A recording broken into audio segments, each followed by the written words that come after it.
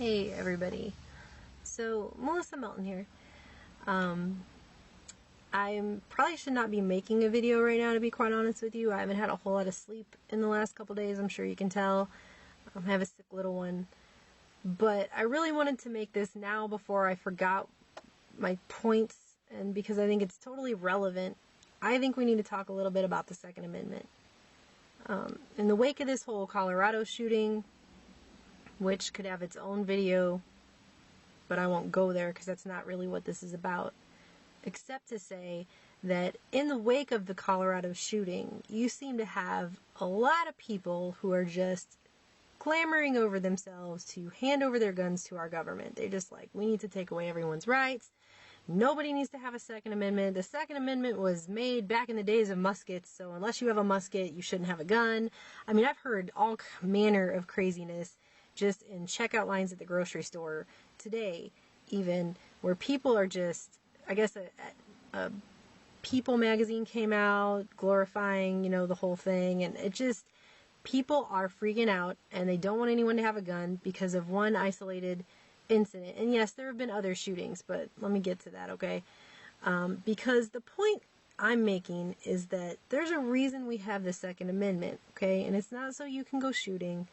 And it really isn't necessarily written in there so that you can protect yourselves from people breaking into your house, although obviously that's good for it too. But the reason is to protect yourselves against tyranny and government. That's the whole reason we have that amendment, okay? And I saw a video this morning, of a man who was taping the TSA at a train station in Chicago, at Union Station. And he taped them, I believe, on the 5th of July, and then he went back on the 18th and was meeting someone in one of the restaurants for lunch. And an Amtrak police officer and some TSA agents approached him. They had remembered him from like the 2 weeks prior when he was there, and engaged him in this ridiculous bullying session that really didn't amount to anything other than to make them look horribly bad and unintelligent, honestly. Having listened to it, you've got the citizen journalist in there talking about how this is America, right? I can tape. And the guy goes, America nothing, and he's talking about, I'm a federal agent. And then the journalist guy says, well, who do you think pays your salary? No, that's the American taxpayer. And the guy's like, no, I get paid by the government. So first of all, a guy who gets like a couple weeks training on how to feel people's crotches up. And I have read a news story. They have started a new special training for TSA agents just on feeling people's crotches. That is specifically what it's about, okay? So you've got that guy walking around talking about, I'm a federal agent. And he doesn't realize that the government is not funded by a magical leprechaun well in the backyard, that it's actually funded by taxpayer dollars.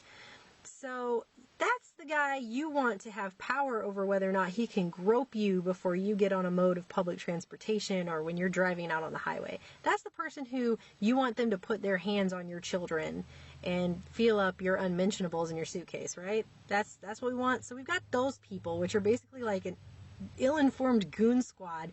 If they're walking around intimidating people for taping them in a public place, in a restaurant. This guy it was 2 weeks later and he was in a restaurant, and they're talking about threatening to have him arrested for trespassing. They're doing fake Terry stops on the guy, with no suspicion of any. It's ridiculous. It was ridiculous. And it was a huge overstep. And that kind of stuff happens all the time. And all the time the TSA comes out with statements to say that it's totally fine, that their officers behave like jackasses. Okay? So I think they need to be taped more. I think that is exactly where you need accountability. In fact, the only thing that guy did that whole time was make an argument for why we need more people taping the TSA. It's basically what he did, by example. So you've got that going on. Then you've got this whole Anaheim situation where, I don't care if the guy who ran away from the cops was a gang member, screaming and cussing the cops at the time he was running away. I don't care what it was that he did. Was it worth him being shot in the back and killed? In the back of the head, I think it was. He was unarmed. He was fleeing on foot. He did not have a trial by the jury of his peers. He didn't even get charged with anything. He was running away, and he was shot and killed in the street. And then you've got the neighbors who come out and concerned, if somebody was running down the street and got shot and killed right here in front of my house, I'm pretty sure I'd come outside and want to know, hey, what's up with that?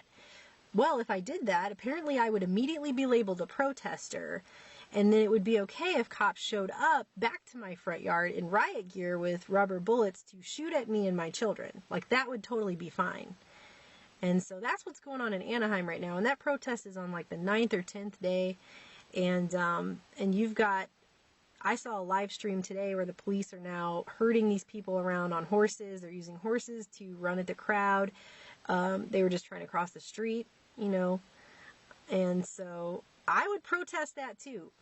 And that guy probably ran away because, him being shot, that was the 7th time that an officer-involved shooting has happened just in that city just so far this year. So why don't you go ahead and do the math on replicating that out to every other American city, major city, and take a guess on how many people have been shot and killed who were unarmed people running away or maybe accidentally. We've had a lot of botched paramilitary raids in our country in the last 25 years. Last time I looked, I think it was 45 in the last 25 years, amounting to 130 people who have been killed because a police officer or a SWAT team has done a no-knock warrant, gone into someone's house in the middle of the night, and oopsie, it's the wrong house, and they've shot and killed people or caused people to have heart attacks and die. 30 of those people, by the way, were children. So now you're talking about a cop coming into your house in full riot gear, SWAT gear, in the middle of the night with his pals, 1:30, 2 o'clock in the morning, doesn't knock. What is your immediate reaction going to be when that happens? If you have a gun, you're probably going to go for your gun because you don't know what the hell's going on. There's random people in SWAT gear coming into your house in the middle of the night. Your immediate reaction waking up out of a dead sleep is not going to be going, well, would you like a cup of tea? No, it's probably going to be to grab your freaking gun because what the hell? And these people just get shot. They just get shot, they get killed. Sometimes the family members get a couple $1 million from the city and an apology. Sometimes, But you've got you've got cops going into people's houses in the middle of the night and shooting people, and they turn on the lights and go, oh, oops, it's an 80-year-old pastor. This is not the right house. That's not the crack dealer we were looking for. And that's happened quite a bit. And if you take all of those instances and you put them together with the instances like the officer-involved shooting in Anaheim with the unarmed man being shot, you put all that together, you start replicating that out and doing the math and across this country, you're going to see a lot more people are being killed by accidents from our law enforcement, our government, than are being killed by a random dude who shows up at a movie theater cracked out, okay? And so when we get back to the Second Amendment on this, what we're talking about is the only people having guns eventually would be the government, okay, and criminals. Not you. You won't have one. So how are you going to protect yourself against that? When you've got people like Mr. TSA over there talking about filming in a public place is now illegal and you deserve to be arrested. Or worse. That's the point. That's the point I don't think people get. Because when it gets down to it, bottom line, if we're the only ones without guns, how easy is that tyranny going to be to just take fully, complete control of everyone? And then what are you going to do? What are you going to do then? They're already accidentally killing people in their sleep. I read another story just last week of a 26-year-old, I think he was 26, pizza delivery guy who, the cops had meant to go to his neighbor's house, but they got the number wrong, which, oopsie, I guess. We have GPS and we have all this information at our fingertips, but they're still going to the wrong houses all the time. Anyway, they show up at the door at 1:30 in the morning. He answers the door with his gun. That's a reaction I think most armed people would have if someone's banging at their door in the middle of the night. And what happens? Well, he gets shot and killed because he answered the door with a gun.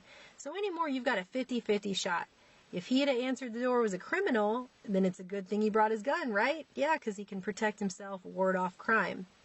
But if he answers the door and it's the cops, well, now you're just going to be shot like 25 times by a SWAT team, and then they'll ask questions later. So they'll kill you first and then find out later, oh, that's just some pizza delivery guy who never did anything wrong and is totally innocent. And people can say whatever they want and conjecture, but if it happens to you, I'm pretty sure you're going to be changing your mind about how important our Second Amendment rights are. Okay? It's something we need to talk about. It needs to be discussed because people seem to be missing the point hard. Because these are going to be the people that are in control. People like Mr. TSA, who has had 2 weeks of training and has no idea what his job title even is. And people who get dressed up in SWAT gear and go to the wrong guy's house and gun him down in cold blood. You know, and that's not every cop, obviously not. And it's not every TSA agent either.